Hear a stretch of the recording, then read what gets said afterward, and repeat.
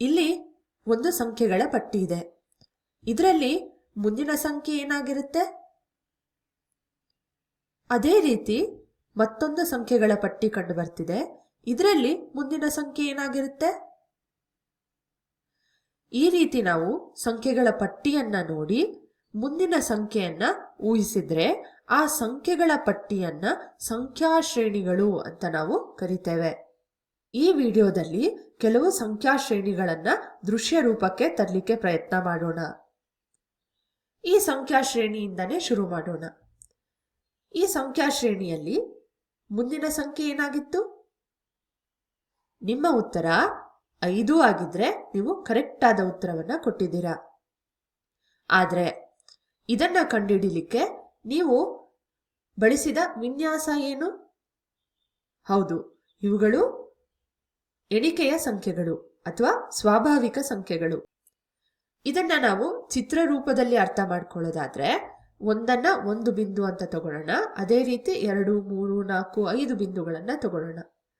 ನಾವು ನೋಡ್ಬೋದು, ಪ್ರತಿ ಬಾರಿ ಮುಂದಿನ ಸಂಖ್ಯೆಯನ್ನ ಕಂಡುಹಿಡಿಯಲಿಕ್ಕೆ ನಾವು ಒಂದನ್ನ ಸೇರಿಸ್ತಾ ಇದ್ದೇವೆ. ಇದು ಬಂದು ಈ ಸಂಖ್ಯಾ ಶ್ರೇಣಿಯ ವಿನ್ಯಾಸ ಆಗಿರುತ್ತೆ. ಈಗ ಮತ್ತೊಂದು ಸಂಖ್ಯಾ ಶ್ರೇಣಿಯನ್ನ ನೋಡೋಣ. ಇದರಲ್ಲಿರುವ ಸಂಖ್ಯಾ ವಿನ್ಯಾಸವನ್ನ ನೀವು ಗಮನಿಸಿದ್ರ? ಇಲ್ಲ ಅಂದ್ರೆ ನಿಮ್ಗೊಂದು ಸುಳಿವನ್ನ ಕೊಡ್ತೇನೆ. ಇವುಗಳನ್ನ ನಾವು ತ್ರಿಕೋನೀಯ ಸಂಖ್ಯೆಗಳು ಅಂತ ಕರಿತೇವೆ. ಇದನ್ನ ಅರ್ಥ ಮಾಡ್ಕೊಳ್ಳಿಕ್ಕೆ ನಾನಾ ವಿಧಾನಗಳಿದೆ. ಆದ್ರೆ ನಾವು ಚಿತ್ರಾತ್ಮಕವಾಗಿ ಅರ್ಥ ಮಾಡ್ಕೊಳ್ಳಿಕ್ಕೆ ಪ್ರಯತ್ನ ಮಾಡೋಣ. ಹೆಸರೇ ಹೇಳೋ ಹಾಗೆ ತ್ರಿಕೋನೀಯ ಸಂಖ್ಯೆಗಳು ಅಂದ್ರೆ ಈ ಸಂಖ್ಯೆಗಳನ್ನ ನಾವು ಒಂದು ತ್ರಿಕೋನ ರೂಪದಲ್ಲಿ ತರಲಿಕ್ಕೆ ಪ್ರಯತ್ನ ಮಾಡಬಹುದು.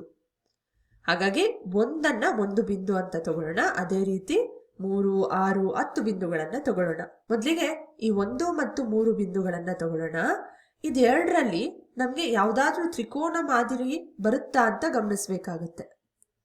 3 ಬಿಂದುಗಳನ್ನ ನಾವು ಈ ರೀತಿ ಜೋಡಿಸ್ಕೊಂಡ್ರೆ ಒಂದು ತ್ರಿಕೋನಾಕಾರ ಸಿಕ್ಕತ್ತೆ. ಈಗ ಈ 1 ಬಿಂದು ಮತ್ತು 3 ಬಿಂದುಗಳನ್ನ ಹೋಲಿಕೆ ಮಾಡಿ ನೋಡಿ. ನಮ್ಗೇನ್ ಕಂಡು ಬರುತ್ತೆ? ನಾವು 3 ಬಿಂದುಗಳಲ್ಲಿ ಈ 2 ಬಿಂದುಗಳನ್ನ ನಾವು ಹೆಚ್ಚಿಸ್ಕೊಂಡಿದ್ದೇವೆ ಅಂಥೇಳಿ. ಅದೇ ರೀತಿ ಈ ಮಾದರಿ ಬೇರೆ ಸಂಖ್ಯೆಗಳಲ್ಲಿ ಕೂಡ ಇರುತ್ತಾ ಅಂತ ನಾವು ಪರಿಶೀಲನೆ ಮಾಡಿ ನೋಡ್ಬೇಕಾಗತ್ತೆ. ಹಾಗಾಗಿ 6 ಬಿಂದುಗಳನ್ನ ನಾವು ತ್ರಿಕೋನಾಕಾರಕ್ಕೆ ತಂದ್ರೆ ಮತ್ತು ಈ 3 ಬಿಂದುಗಳನ್ನು 6 ಬಿಂದುಗಳನ್ನ ಹೋಲಿಕೆ ಮಾಡಿ ನೋಡಿದ್ರೆ ನಮ್ಗೆ ಈ 3 ಬಿಂದುಗಳು ಹೆಚ್ಚಾಗಿ ಕಂಡು ಬರುತ್ತೆ. ಅಂದ್ರೆ ಒಂದು ಸಾಲನ್ನ ಹೆಚ್ಚಿಸ್ಕೊಂಡಿದ್ದೇವೆ. ಅಷ್ಟೇ ಅಲ್ಲ, ಇಂದಿನ ಸಾಲಿಗಿಂತ 1 ಬಿಂದುವನ್ನ ಹೆಚ್ಚಿಸ್ಕೊಂಡಿದ್ದೇವೆ. ಅದೇ ರೀತಿ 10 ಬಿಂದುಗಳನ್ನ ತ್ರಿಕೋನಾಕಾರಕ್ಕೆ ತರಬಹುದು.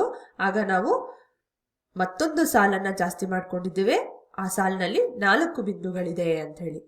ಒಟ್ಟಾರೆ ನಾವು ಹೇಳೋದಾದ್ರೆ ಸರಳವಾಗಿ ನಾವು ತ್ರಿಕೋನಾಕಾರ ಬರುವ ಹಾಗೆ ಖಚಿತಪಡಿಸ್ಕೊಳ್ಬೇಕು.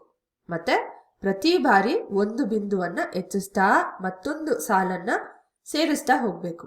ಆಗ ನಮಗೆ ತ್ರಿಕೋನೀಯ ಸಂಖ್ಯೆಗಳು ಸಿಕ್ಕತ್ತೆ. ಇದು ಬಂದು ಈ ತ್ರಿಕೋನೀಯ ಸಂಖ್ಯೆಗಳ ಶ್ರೇಣಿಯ ವಿನ್ಯಾಸ ಆಗಿರುತ್ತೆ. ಅದೇ ರೀತಿಯಲ್ಲಿ ನಾವು ವರ್ಗ ಸಂಖ್ಯೆಗಳನ್ನ ಕೂಡ ಅರ್ಥ ಮಾಡ್ಕೊಳ್ಬಹುದು. ಒಂದನ್ನ ಒಂದು ಬಿಂದುವನ್ನ ತಗೊಂಡು 4 ಬಿಂದುಗಳನ್ನ ಒಂದು ವರ್ಗ ರೂಪಕ್ಕೆ ತರಬಹುದು. ಅದೇ ರೀತಿ 9 ಬಿಂದುಗಳನ್ನ ಕೂಡ ನಾವು ಒಂದು ವರ್ಗ ರೂಪಕ್ಕೆ ತರಬಹುದು. 16 ಬಿಂದುಗಳನ್ನು ಕೂಡ ನಾವು ಒಂದು ವರ್ಗ ರೂಪಕ್ಕೆ ತರಬಹುದು. ಹಾಗಾಗಿ ಇವುಗಳು ವರ್ಗ ಸಂಖ್ಯೆಗಳ ಶ್ರೇಣಿಯಾಗಿರುತ್ತೆ. ಈಗ ಮತ್ತೊಂದು ಅದ್ಭುತವಾದ ಒಂದು ಸಂಖ್ಯಾ ಶ್ರೇಣಿಯನ್ನ ನೋಡೋಣ. ಇದನ್ನ ನಾವು ಘನಗಳ ಶ್ರೇಣಿ ಅಂತ ಕರಿತೇವೆ. ಯಾಕೆ ನಾವು ಇದನ್ನ ಘನಗಳ ಶ್ರೇಣಿ ಅಂತ ಕರಿಬೇಕು? ಇದನ್ನ ಅರ್ಥ ಮಾಡ್ಕೊಳ್ಳಿಕ್ಕೆ ನಾವು ಬಿಂದುಗಳನ್ನ ಮೀರಿ ಹೋಗ್ಬೇಕಾಗತ್ತೆ. ನಾವು ಒಂದನ್ನ ಒಂದು ಚೌಕಘನ ಅಂತ ತಗೊಳ್ಳೋಣ. ಈಗ ಇದೇ ರೀತಿಯ ಇನ್ನೂ ಹಲವು ಚೌಕಘನಗಳನ್ನ ತಗೊಂಡು ಒಂದು ಸ್ವಲ್ಪ ದೊಡ್ಡ ಚೌಕಘನವನ್ನ ನಾವು ನಿರ್ಮಿಸ್ಕೊಳ್ಬೇಕು ಅಂದ್ರೆ ನಮಗೆ ಇನ್ನೂ 7 ಅಂದ್ರೆ ಒಟ್ಟು 8 ಚೌಕಘನಗಳು ಬೇಕಾಗುತ್ತೆ. ಅದೇ ರೀತಿ 27 ಸಣ್ಣ ಚೌಕಘನಗಳನ್ನ ಸೇರಿಸಿದ್ರೆ ನಮ್ಗೆ ಮತ್ತೊಂದು ಪರಿಪೂರ್ಣ ಚೌಕಘನ ಸಿಕ್ಕತ್ತೆ. ಅದೇ ರೀತಿ 64 ಸಣ್ಣ ಚೌಕಘನಗಳನ್ನ ತಗೊಂಡು ನಾವು ಒಂದು ಪರಿಪೂರ್ಣ ಚೌಕಘನವನ್ನ ಜೋಡಿಸ್ಕೊಳ್ಬಹುದು.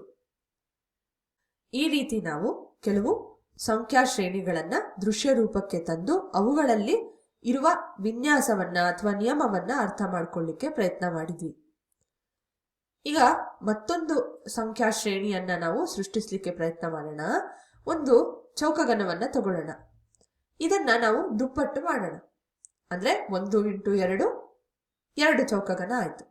ಈಗ 2 ಸಣ್ಣ ಚೌಕಗಣವನ್ನ ಮತ್ತೆ ದುಪ್ಪಟ್ಟು ಮಾಡೋಣ. ಆಗ ನಮಗೆ 4 ಸಣ್ಣ ಚೌಕಗಣಗಳು ಸಿಕ್ಕತ್ತೆ. ಇದನ್ನ ಯಾಕೆ ನಾವು ನಿಲ್ಲಿಸ್ಬೇಕು? ಇದೇ ರೀತಿ ಮುಂದುವರಿಸ್ತಾ ಹೋಗೋಣ, ನಿರಂತರವಾಗಿ ದುಪ್ಪಟ್ಟು ಮಾಡ್ತಾ ಹೋಗೋಣ. ಆಗ ನಮಗೆ ಏನ್ ಸಿಕ್ಕತ್ತೆ ನೋಡೋಣ. ಹೀಗೆ ನಮಗೆ ಸಿಕ್ತಿರುವ ಈ ಸಂಖ್ಯೆಗಳು ಬಂದು 2ರ ಘಾತಗಳು. ಯಾಕೆ ನಾವು ಇದನ್ನ 2ರ ಘಾತಗಳು ಅಂತ ಕರಿತೇವೆ ಅಂದ್ರೆ ಇಲ್ಲಿರುವ ಪ್ರತಿ ಸಂಖ್ಯೆಯನ್ನ ನಾವು 2ರ ಘಾತಾಂಕಗಳನ್ನಾಗಿ ಬರ್ಕೊಳ್ಬಹುದು. ಹಾಗಾಗಿ ಈ ಒಂದು ಶ್ರೇಣಿ ಬಂದು 2ರ ಘಾತಗಳಾಗಿರುತ್ತೆ.